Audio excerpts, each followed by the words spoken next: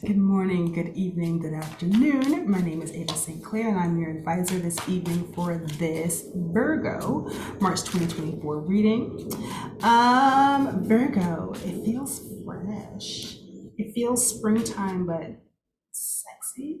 And I remember someone saying not too long ago that Virgos are low-key one of the sexiest signs in the zodiac, which I can't agree with. Y'all have a thing. Y'all have a thing, and it feels like that thing will take front and center. Also, the color green, like a grassy green, and maybe it is because of spring, but you all feel like like the dawns and the danyas of springtime, barons and baronesses of spring. Something about Virgos will lead the way. That's fascinating. Okay, so let's see what we've got for you, Virgo. We are going to start off with the heart of your read. Seven of Pentacles here, and there's that green color that I was looking at for Virgo. Starting off, and then you got your challenge. You got your advice, which is the Seven of Wands, and then you have your opportunity. We did those a little bit backwards, but let's just see. Ooh, there's something about the sex situation, very sexy here. It's beautiful. This is your opportunity, this healing here. I will say a bit of a trigger warning. I'll put this out there that if there has been some abuse in the past, this looks like this will be clearing up. There's something that someone says, or there's something that someone offers you. It feels like food almost to the soul. It could be food for the soul or actual food, but there's something in the food, if it's an actual substance, that heals and nourishes this wound. So this is very interesting there. Now, your challenge, you got this Two of Wands, and I was saying that y'all are like the leaders or the barons of spring, and spring being kind of like this gateway energy here to bring us from one kind of, colder season into a warmer one, right? So from winter to summer. And what they're saying with this springtime energy is that it's time to kind of come out, like you've been in a place of like needing to be quiet or needing to meditate or needing to be in a place of solace or solitude. And so now they're saying for you to come out and do more. With the Seven and the Two of Wands, like there's been like an inner fight, and now all of a sudden you're being asked to fight or to engage in externally. That's wild advice. Why are you being asked for so damn much? What do they want from you, Virgo? What do they want from you? Let's see. The challenge is the Two of Wands. No, that's a serious thing. With this Two of Wands, they're wanting you to get out and do stuff or whatever. So we're gonna look at that, and then you've got your advice, Seven of Wands. Seven of Wands defined by the Priestess in your advice. So we're going to take this in a couple different directions. Virgo,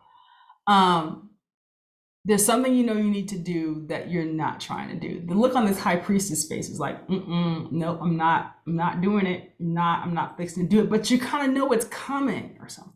Like, you gotta jump out there and do this thing. And you're like, well, I've been fighting these inner demons, or I've been having this time of contemplation to myself, and I'm not really trying to butt up out of the ground here. Like, I'm not trying to bloom or blossom. I'm good right there. I'm good right here. And so what it's doing with the Seven of Pentacles here in the heart is it's kind of confusing you, or you're trying to find different ways to either get out of this or something. But whatever it is with this Seven of Pentacles, it's like you're kind of messing with your own mind here, which I find to be very, very interesting. You're causing unnecessary confusion for yourself because you're like, I don't know what the rewards for my engagement are going to be. Thank you. I don't know what the rewards are going to be. So let's get some advice on that. Let's see where that goes. I don't know why I'm doing this. Why am I putting myself out there? Why am I about to go out here and be of service or fight or whatever the hell, engage in this? Why am I about to do this?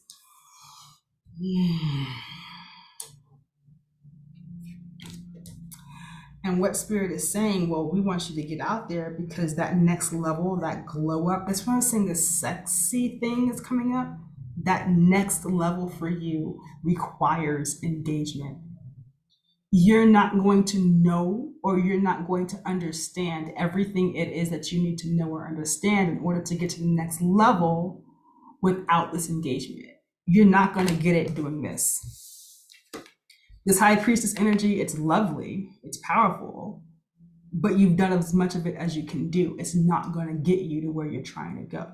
So in order for you to learn what you need to learn, you're not going to get it from the skies. It's not going to come from reading a book. It's not going to come from any additional or overwhelming self-care. It's going to come from engagement. Engaging in the thing, whatever the thing is, whether it's a project or work or hell, even dating, which seems to be kind of a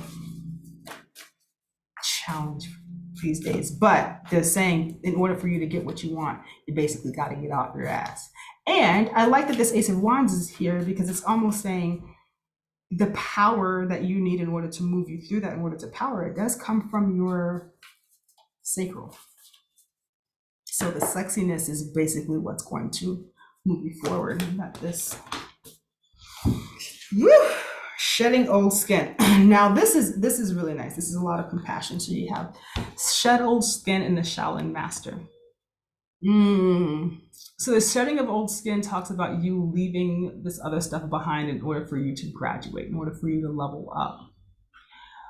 What they're saying to you about this is, especially for those of you who are going through this healing process, that it may require you, while they're asking you to engage, yes, it's going to require you to do it bit by bit.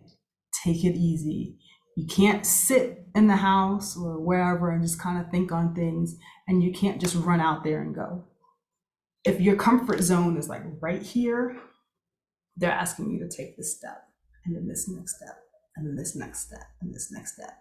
Don't try to go from here to here, because there is certainly something about that where if you try to jump out or move too far ahead of yourself, you could end up, it's almost like ripping a Band-Aid off of a wound too early.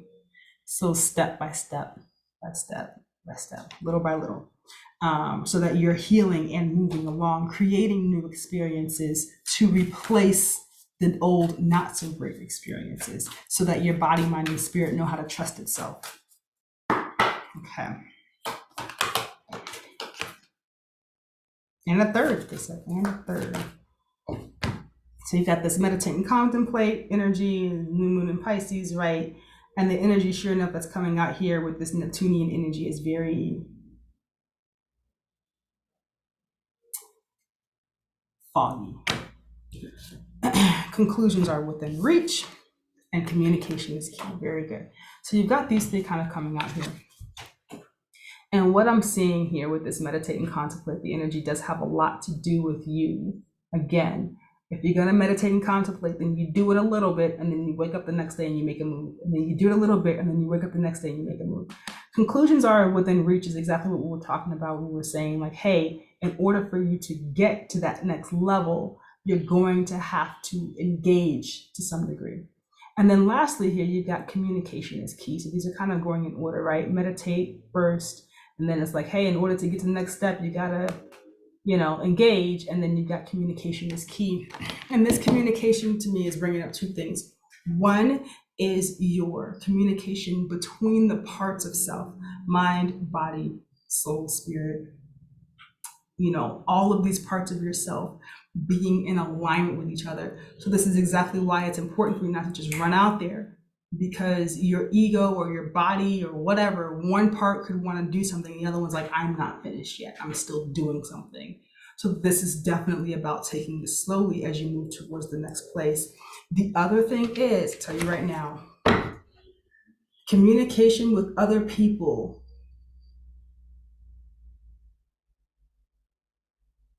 The first thing that's coming to mind is don't try to throw anything over anybody's head. because it feels like there's a level of, and should be, I get it, a level of resentment that's coming up here. And it feels like there's a resentment towards someone that you feel like might have put you in this situation or might have exacerbated the place that you're already in. And they don't understand it. And what you might want to do is make some kind of passive aggressive, like, zinger. And what they're saying is like, that's not going to work either. It feels like communicating with this person directly doesn't work. The zinger technique isn't going to work. And so the most you can do in this situation is to pull your own self together, to heal whatever and get this in alignment. And it feels like once that all of these disparate parts of yourself come into focus and alignment, the other person looks at you and is like, oh God, oh, did I hurt Virgo? Like, oh damn, did I do that? Oh my God, I'm so ashamed, right? It's like there's something about your inner and outer alignment that wakes this person up to not only their own stuff, but to whatever they may have done to or against your favor, to you or against your favor. So that is the main thing here, especially if this is a love partner, something like that. You could end up popping off an argument that goes nowhere. So be careful and aware of that. But other than that, Virgo, this looks like this month of March is about self-alignment and aligning yourself through little steps forward, baby steps. Okay? So that's what I have for you. Please feel free to like, comment, or subscribe. Otherwise, I do personal readings as well. And I will put that link in the description box below. And I think that's all I have for you, Virgo. It's been a pleasure reading for you today, and I hope to speak with you again soon.